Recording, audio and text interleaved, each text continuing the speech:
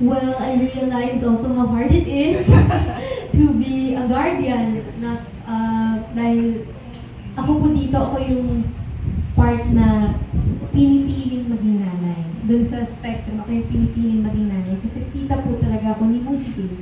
But I was given the task of being her guardian. Nasa una ay ayaw ko, dahil ayaw ko po ng bata. Pero eventually, napamahal din. And honestly, nakaka-relate po kasi ako kay Sunny talaga. In fact, napag-usapan namin ito ni Direk nung umpisa nung mga first few Zoom meetings namin. Sabi ko, Direk, I don't think it's gonna be hard for me to act na hindi ako affectionate sa bata. Kasi hindi naman ako, I'm not really fond of kids in general until nagkaroon ako ng pamangkin. Dalawa na po yung pamangkin ko. And honestly, they changed my life. Pero sila lang talaga yung batang gusto ko. Sila lang yung batang favorite ko. Pero after working with Ryrie, sabi ko, fit naman pala sila. Okay naman din pala. Parang they're fun to be with. And she's so mature for her age. So mature. Kulang na lang po heart to heart na kami. 6. Para na po kami nagtotropahan sa set.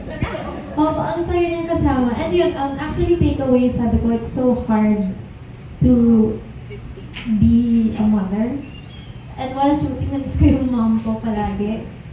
And it takes so much selflessness to be a mom na sabi ko, dahil sa sarili ko, kaya ko ba to ever?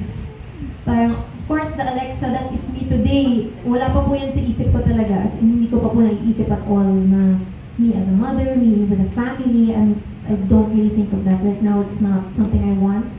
And I want to build a career. I want to become really, really rich and all.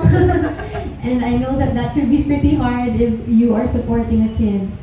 Pero na-open din naman po ako na parang, it's not so bad naman pala.